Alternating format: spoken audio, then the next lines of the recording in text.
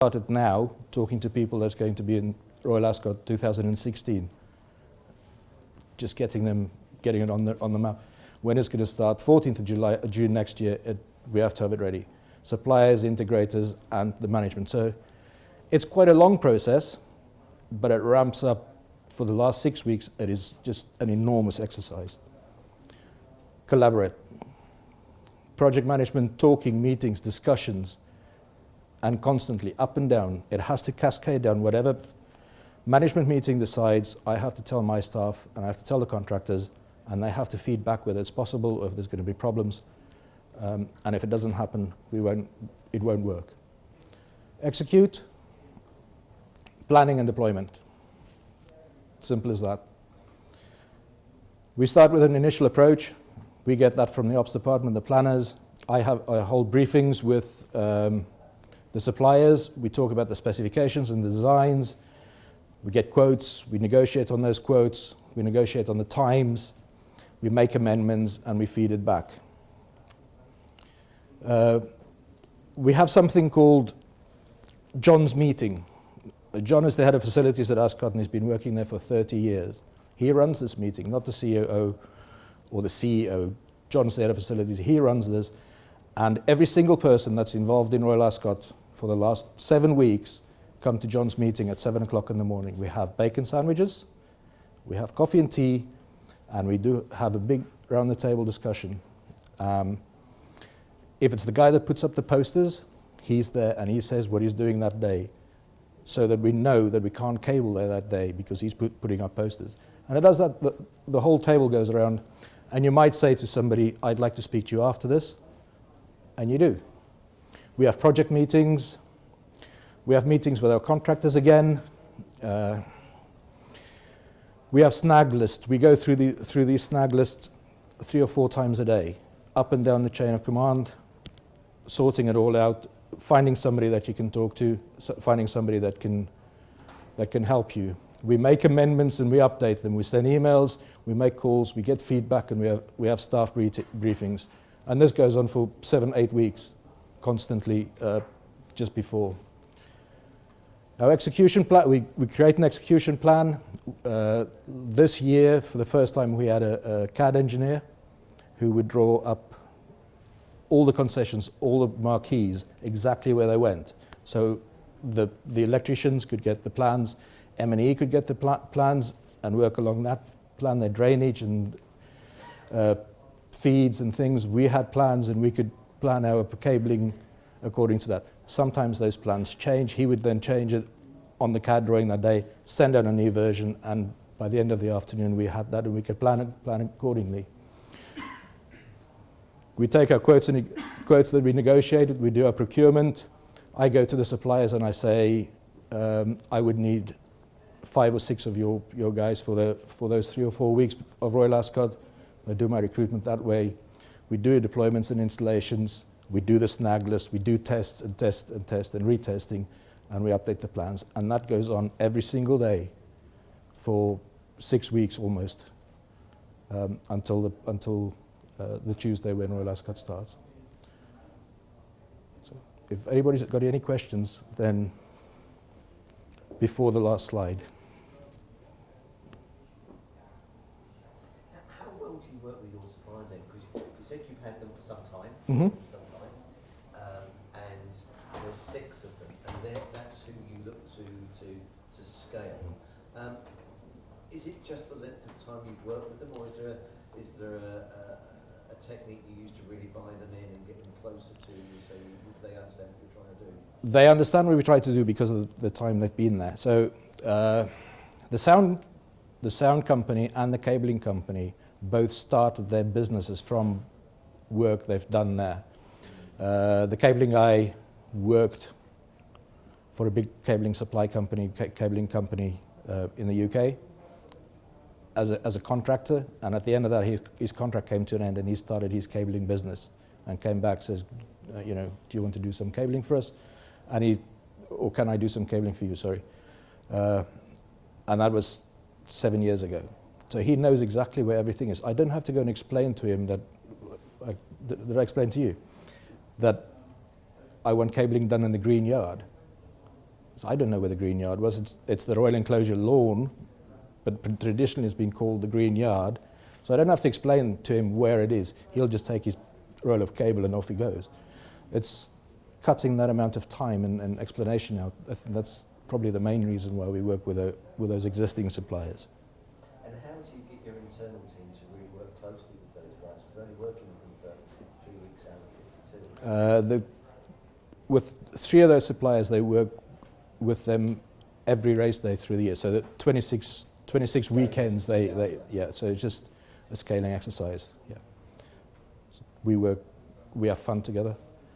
We go for drinks after work. So they come in often. They're there most days, most weeks. So it's just it's like having a family, actually. Yeah. Yep. Any more questions? This is the result, if you want to read that.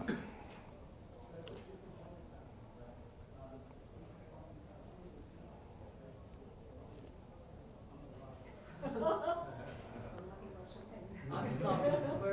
We drink a lot.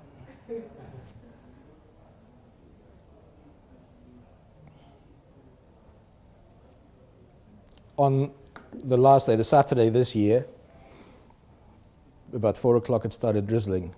And just before the second last race, it started drizzling. The second race was run, and then the last race, and people started walking towards the gate, and they're going to go home. And on the way to the gate, there are 3 bars, and the heavens opened, and everybody on the way to the gate stormed into these 3 bars, and spent £82,000 on champagne in 20 minutes. If we didn't have the PDQs and EPOS machines there and ready, and televisions to show things and sound, they wouldn't have gone in there. It's quite an exercise, yes. To what extent do you work with the supply chain that sort of delivers all these commodities? I mean, do you have technology that links them together to restock bars, for instance? Or to Yes, we have. So that's got runs over a number of days, isn't it? Yes, so it's 5 days. 5 days it runs over. We have a partner called Sodexo, who's the catering company, and they handle all the deliveries of all of this, and they manage all the restocking of bars after hours.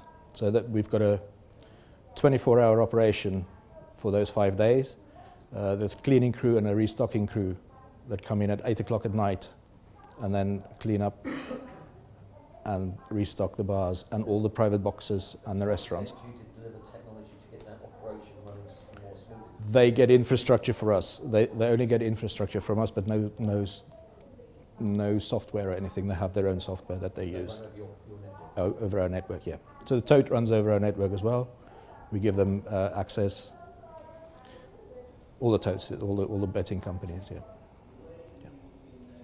there any other questions you'd like to put to me too? So how has it changed over the time that you've been running the asset prices from a technology perspective, and what are the expectations from the race goers? Traditionally, or a couple of years ago, it's quite a traditional thing for race goers, and it's also the average race goer or race attendant or guest is, I wouldn't say fairly old, but they don't like iPads, they're that old. Okay. But now we're seeing a lot more younger people coming in, and we see families with children coming in. So we now have to start cultivating the younger generation to come back year after year, as the gaps are sort of automatically created from older people not being there anymore. So do you see a change in your IT strategy there? Yes. So I've just finished the first draft for the short medium-term strategy, and I'm not going to say digital because we don't do digital, that's marketing, but it is more and more systems orientated and technology orientated, developing an app, creating our website in such a way that is reactive to whichever tablet or phone somebody brings in, the use of RFID tags, the use of beacons to provide information to customers as they walk past. But that's probably in the next 3 to 4 years. we will do that. And then my CEO gave me an instruction to find a futurologist to find out what's going to happen in events in the next 5 to 10 years.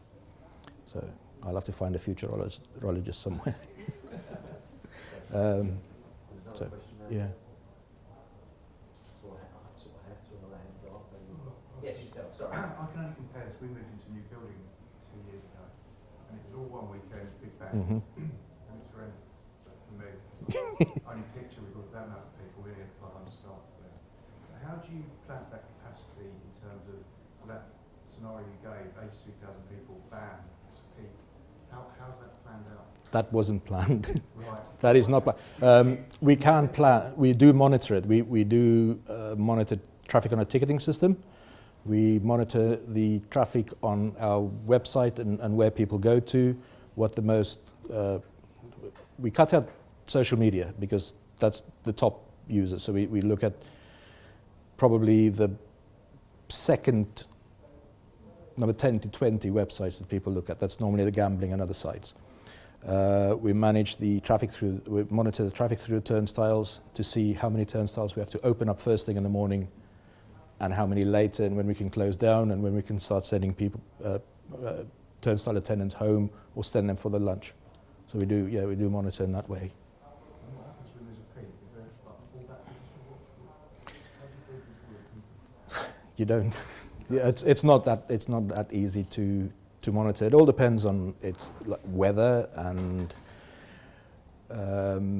last weekend, this past weekend, we had loads more people than we expected because, but England fell out the Rugby World Cup.